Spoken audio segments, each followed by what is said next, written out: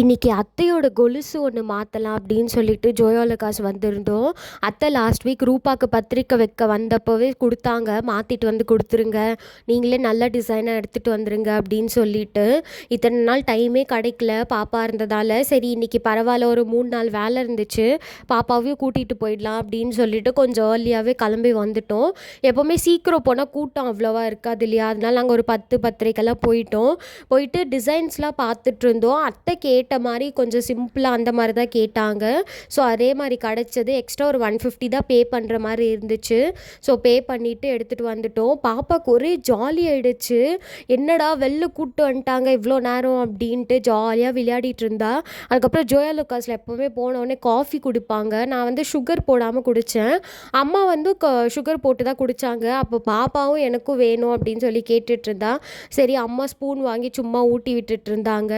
ரொம்பலாம் நாங்கள் அடிக்கடி கொடுக்க மாட்டோம். இப்படி எங்கேயாவது வெளில போகிறப்ப நம்ம குடிக்கிறப்ப பார்த்துட்டு கேட்டால் சும்மா ஒரு 1 2 ஸ்பூன் கொடுக்கறதுல தப்பு இல்லை, அப்படி ஒன்றும் ஆயிடாது. சரி அதுக்கப்புறம் வீட்டுக்கு போகலான்னு சொல்லிட்டு நான் சீக்கிரம் போகிறேன் அப்படின்னு விட்டு சும்மா குடுகுடுன்னு ஓடி போயிட்டேன் முன்னாடியே.